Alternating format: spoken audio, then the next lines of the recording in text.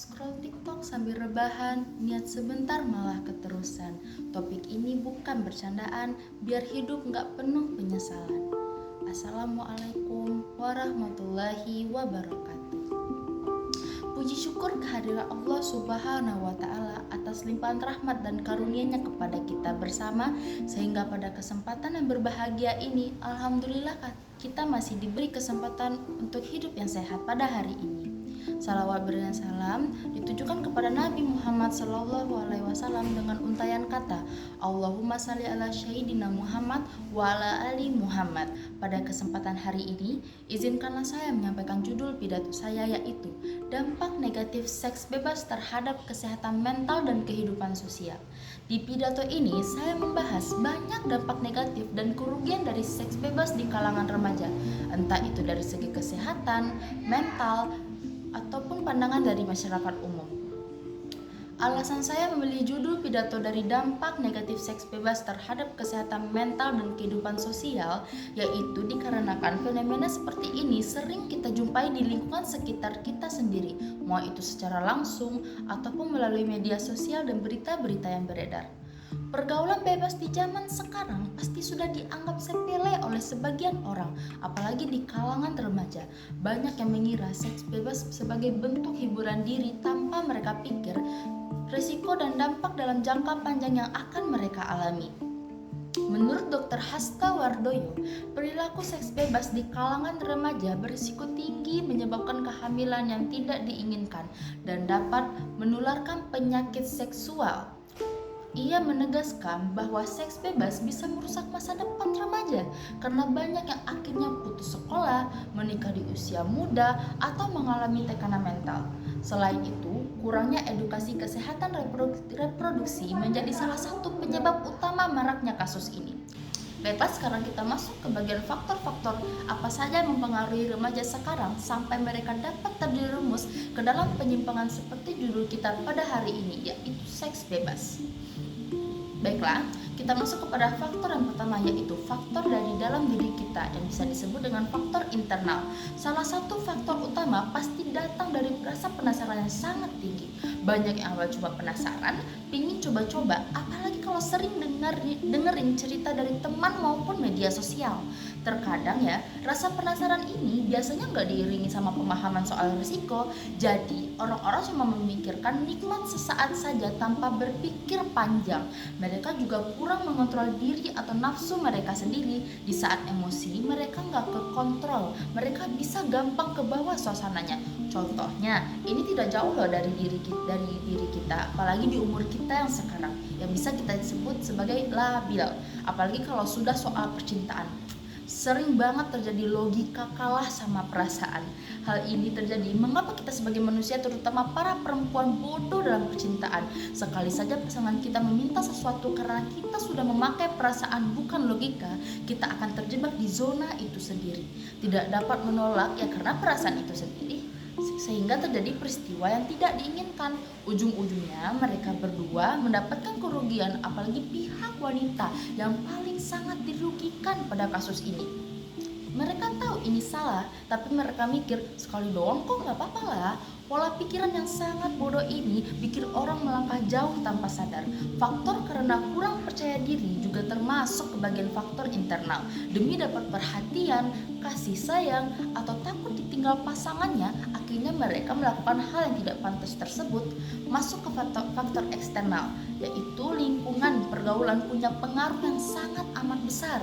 Kalau lingkungannya bebas, sering membahas hal-hal yang menjerumus ke seks bebas, lama-kelamaan itu bakal dianggap normal. Tekanan dan teman juga bisa membuat mereka harus ikut melakukan peristiwa tersebut.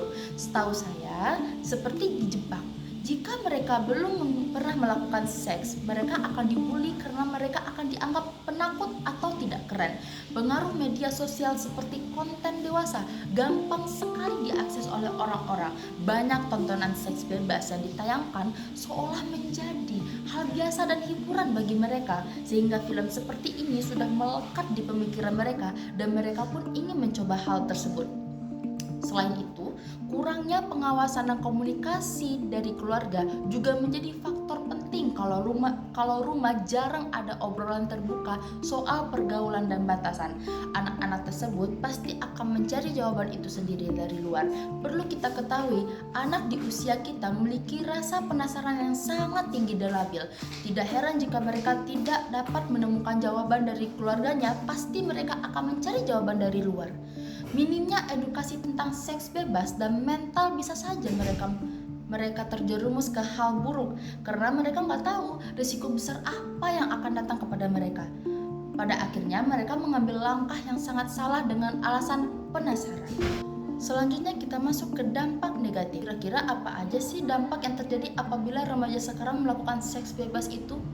Kalau kita ngomongin dari segi kesehatan terhadap remaja, sangat amat memungkinkan anak remaja tersebut terjerumus ke seks bebas yang resikonya tinggi karena dapat menularkan penyakit seksual seperti HIV, AIDS, sifilis, dan sebagainya. Penyakit seksual itu tidak ada obatnya, apalagi HIV. Kehamilan yang tidak diinginkan salah satu dampak yang sangat besar, apalagi terhadap pihak perempuan. Dari segi ketahanan tubuh, mereka belum siap, mental juga mereka nggak matang, tetapi mereka sudah harus menanggung tanggung jawab seperti itu.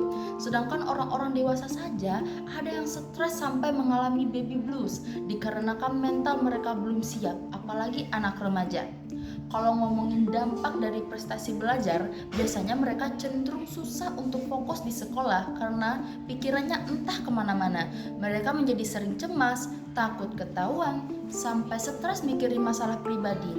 Nilai pelajaran mereka pun menjadi menurun, semangat belajar mereka juga hilang dan sering bolos sehingga mereka jadi putus sekolah karena tekanan mental, kehamilan, dan masalah sosial yang tidak bisa mereka hindari.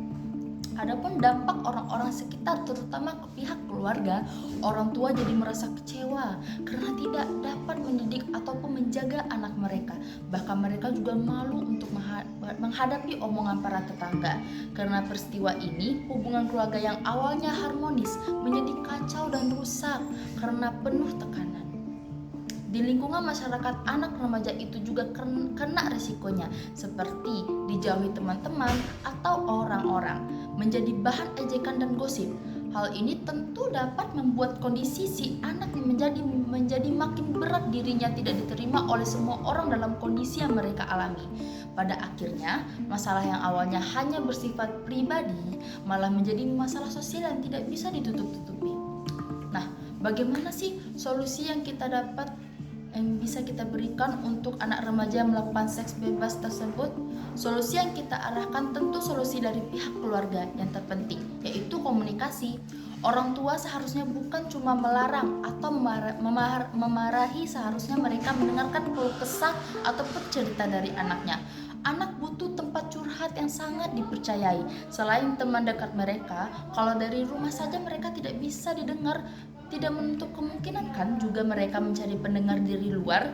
Sebagai orang tua, kita harus perlu memberikan pengawasan yang wajar, seperti sama siapa saja dia bergaul atau bermain dan kemanapun dia pergi main.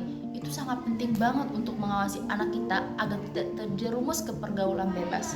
Masuk ke solusi dari pihak sekolah. Sekolah sangat perlu memberi edukasi tentang kesehatan reproduksi dan kesehatan mental dengan cara yang bisa diterima baik oleh anak-anak.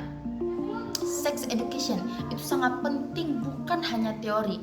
Anak-anak remaja itu harus diberitahu resiko yang dapat merugikan masa depan mereka jika terjerumus ke dalam pergaulan bebas, apalagi seks bebas itu. Guru harus lebih peka terhadap perubahan sikap anak karena keseharian mereka pasti di lingkungan sekolah. Ajaklah anak tersebut mengobrol, cari tahu penyebab mereka jika mengalami perubahan yang buruk agar remaja itu tidak hilang arahnya. Mulailah dengan melakukan kegiatan positif seperti organisasi, olahraga, atau seni agar mereka fokus ke dalam hal yang bermanfaat untuk kehidupan mereka.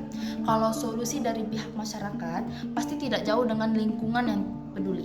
Bukan suka main hakim sendiri, kita pasti sudah tahu tidak semua masyarakat yang open minded tentang masalah yang ditimbulkan dari seseorang.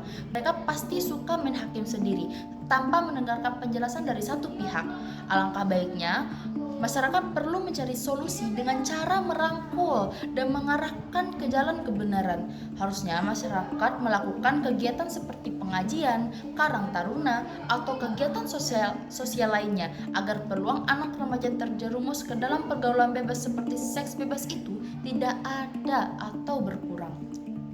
Baiklah, pembahasan pidato hari ini dapat disimpulkan kalau seks bebas bukan cuma soal pilihan pribadi, tapi dampak besar mau itu dari segi kesehatan, mental, prestasi belajar, dan kehidupan sosial anak remaja. Banyak yang terjerumus bukan karena niat buruk, melainkan rasa penasaran mereka yang tinggi, kurangnya pengawasan, pengaruh lingkungan, dan minimnya perhatian dari sekitar mereka. Dampaknya bukan mereka sendiri yang menanggung, melainkan semua orang yang berada di sekitarnya juga menanggung dampak bebannya. Maka dari itu, pencegahan ini tidak bisa dibebankan kepada anak saja, melainkan semua pihak, entah itu pihak keluarga, pihak sekolah, dan pihak masyarakat juga ikut serta dalam pencegahan seks bebas ini agar masa depan mereka terjamin baik untuk kedepannya. Awalnya iseng, niatnya senang, ikut arus biar dibilang gaul dan tenang. Jagalah diri kalian mulai dari sekarang biar hidup aman dan masa depan dengan tenang. Saya akhiri pidato saya pada hari ini. Assalamualaikum warahmatullahi wabarakatuh.